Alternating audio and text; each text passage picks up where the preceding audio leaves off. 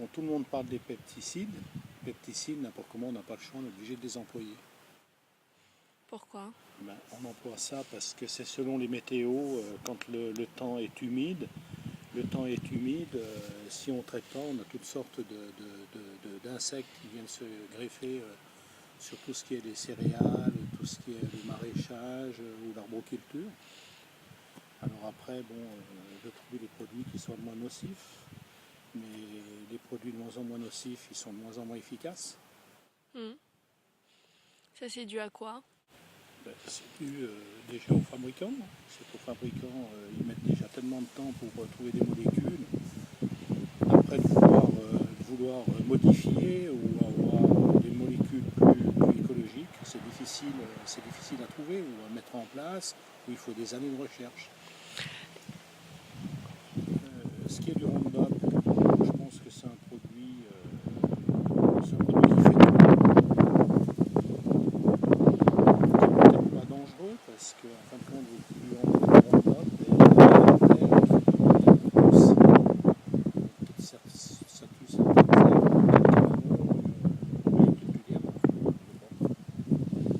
c'est une facilité, le Roundup, c'est un produit qui est efficace. Mais il y a des études qui ont été faites sur le Roundup et qui disent que non seulement c'est dangereux pour la terre, mais c'est aussi dangereux pour l'homme.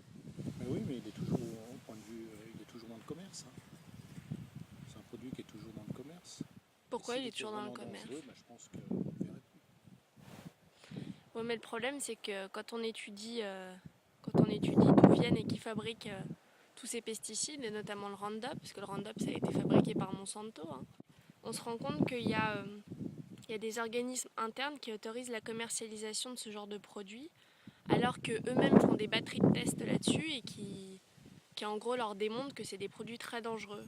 Mais comme comme il y a, on peut dire un lobby pharmaceutique et un lobby dans ce milieu-là, et du coup c'est quand même des produits qui sont commercialisés, alors qu'en réalité ils sont très dangereux. Il y a des organismes de sécurité qui sont quand même puissants parce qu'il y a des gouvernements qui sont derrière. Et le Roundup, il est interdit dans aucun pays dans le monde. Alors qu'il est dangereux. Ouais. Peut-être, je ne sais pas. Moi personnellement, je pense que non, parce qu'il y a eu d'autres produits qui étaient beaucoup plus efficaces et qui, du moment qu'ils sont efficaces, sont dangereux. Et comment ça se fait qu'aujourd'hui il n'y a plus de publicité du Roundup à la télé? Parce qu'ils le vendaient surtout pour la masse, pour tout ce qui était du jardinage, les cours de ferme ou de maison. Et on le trouve que dans le monde agricole maintenant. Et dans le monde agricole, on achète ça presque sur ordonnance. Parce que quand on achète du Roundup, on signe un papier, on signe une feuille de transport. Pour moi, c'est du vent, mais bon, en fin de compte, c'est comme ça. C'est pour se sécuriser. Les gens font ça, et se décharger. Qui est-ce qui vous fait signer ça? À ceux qui le vendent. Et il y a écrit quoi sur ce papier? On sait Moi, pas. personnellement, je l'ai jamais lu. Je cherchais le produit, je signe parce qu'il faut le signer comme ça, mais je ne l'ai jamais lu. C'est en gros, c'est un papier où on parle de... Qui vont nous dire, ben voilà, qu'on va l'employer nous, qu'on fait ça, qu'on va faire très attention à ce qui est marqué dessus sur la notice.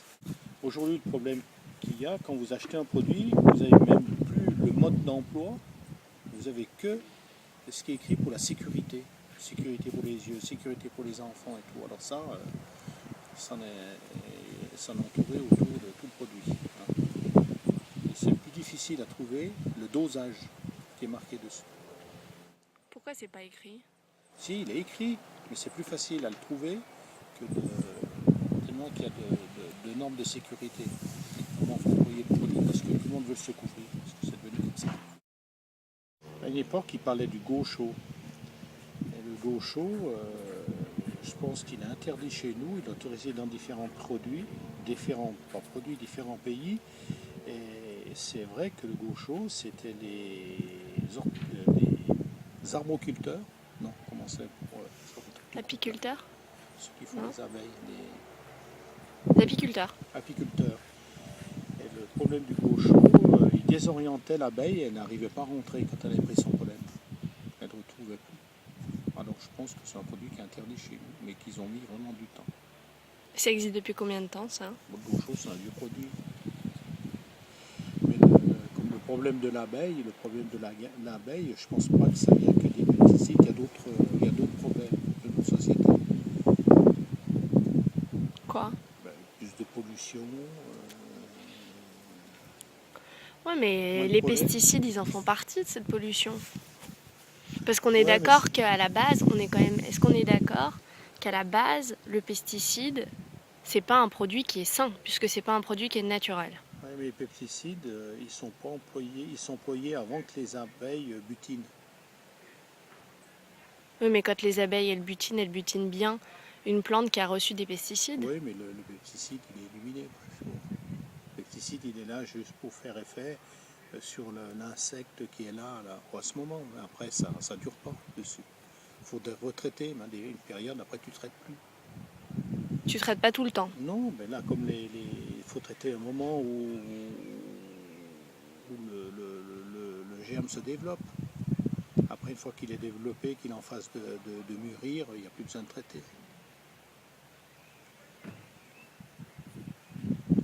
Et les pesticides, toi, t'en utilises depuis longtemps? Ouais, tous ceux qui font de la céréale, qui font de l'apiculture, ils n'ont pas de choix, ils en utilisent. Hein.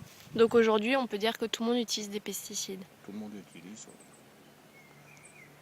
À part ceux qui font du bio, mais bon, ceux qui font du bio, ils ont toujours un environnement autour où il y a des gens qui en ont emploi. Donc ça revient au même.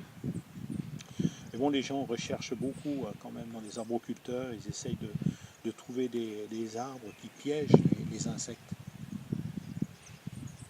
Donc des méthodes plus naturelles? Plus naturels qui existaient auparavant, qui arrivent mieux. Mais bon, après faut, selon les grandeurs et les quantités, les pesticides employés, c'est le plus facile. Ouais. Et comment ça se fait qu'on a commencé à utiliser ces pesticides? Parce que je pense qu'au départ, les agriculteurs, ils en utilisaient pas. Non, mais Est-ce que ça a été un effet de masse? Ouais, il y avait peut-être moins de pollution, mais ils avaient moins de rendement. On ne regardait pas le rendement. On n'avait pas besoin de rendement, ça tournait tout seul.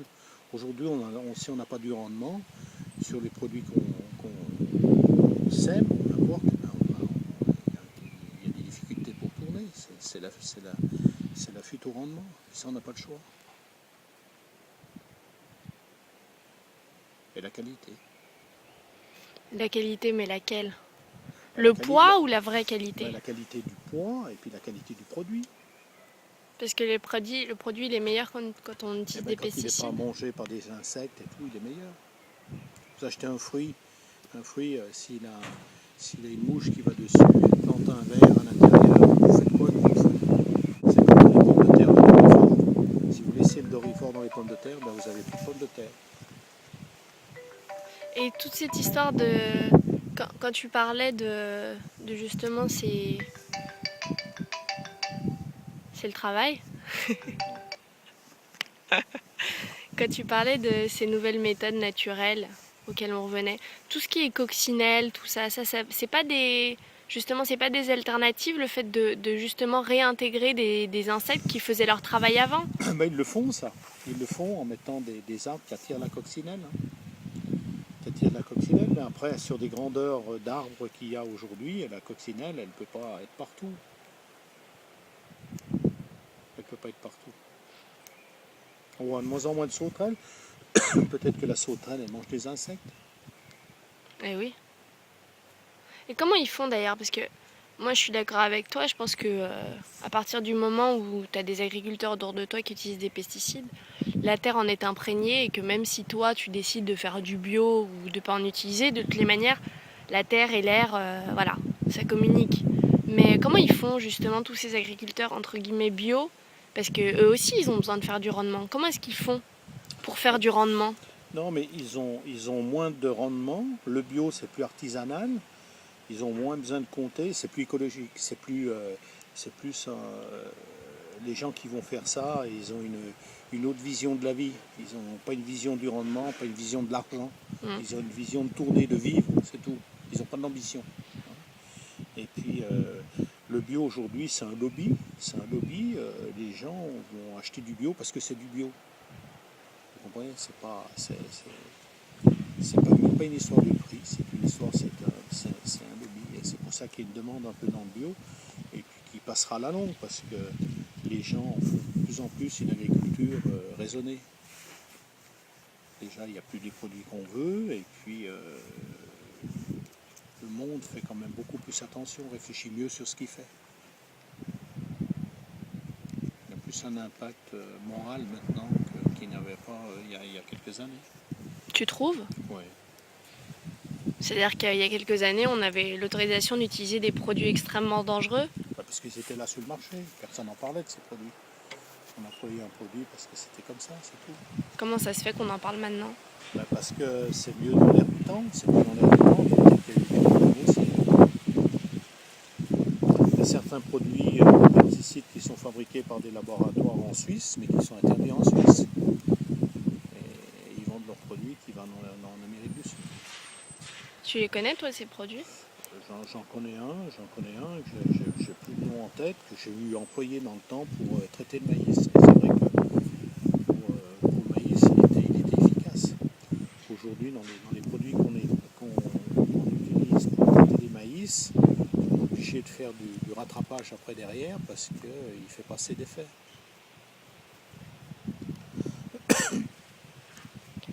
Et toi, où est-ce que tu achètes tes légumes et tes fruits? J'achète très rarement Tu manges quoi? parce que j'ai un jardin. Du coup, tu cultives toi-même tes... Oui, bon, ça arrive que j'en achète. Hein. Moi, quand un légume me plaît, je l'achète. Et c'est sûr que quand je vois un gros poireau très propre et tout, je me pose quand même toujours des questions. Lesquels? Les questions qu'il a dû pousser très rapidement. Grâce à quoi? Grâce à des engrais, certainement. Donc grâce à des pesticides.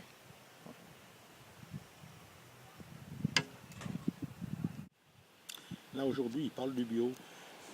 Il y a plus de facilité de faire du bio, parce qu'il y a tellement une évolution dans le matériel pour enlever les mauvaises herbes sarclées. Or, le bio, il se fait plus facilement dans des régions très plates, parce que tu peux pas, puis des champs très carrés, pour que tu puisses tourner avec les machines autour. Pourquoi avant ça c'était pas possible? Eh ben avant tu n'avais pas tout ce matériel qui existait pour sarcler l'herbe. C'est quoi sarcler l'herbe? Sarcler l'herbe, c'est enlever l'herbe qui pousse sans arrêt autour de ce que tu plantes. Si tu n'enlèves pas l'herbe quand tu plantes des carottes ou n'importe, ben après, au bout de quelques temps, tu vois plus tes carottes, tu vois que l'herbe. Et aujourd'hui on a le matériel pour. Ben, aujourd'hui, il y a une très grosse évolution. Tu trouves tous les matériels de sarclage pour ça. Même les viticulteurs aujourd'hui, avec leurs enjambeurs, ils ont des appareils qui peuvent sarcler leurs vignes, couper l'herbe dans leurs vignes, ils n'ont plus besoin de traiter. Avant, ils mettaient un coup de Roundup, et puis il n'y avait plus d'herbe. Donc maintenant, en fait, on a des moyens pour ne plus être obligé de traiter. Ouais, il y en a de plus en plus qui le font. Et pourquoi pas tout le monde le fait? Si, tout celui. Après, c'est comme ça, il faut que ça évolue. Hein, c'est pas... faut que ça évolue. Ça veut dire qu'aujourd'hui, est-ce que pour un agriculteur qui vit de ça, hein, c'est-à-dire qui vit du rendement et qui vend, j'imagine qu'aujourd'hui on vend beaucoup au supermarché, on vend beaucoup à tous ces gens, est-ce que ce serait possible de plus utiliser de pesticides et d'avoir le même rendement avec ces machines dont toi tu parles? Ah mais tu peux pas, ces machines, tu peux pas les employer avec n'importe quelle plante. Donc, faut qu'ils soient adaptés à ce que tu plantes. Il faut pas... Si tu plantes du maïs, aujourd'hui, il y en a beaucoup qui sarclent.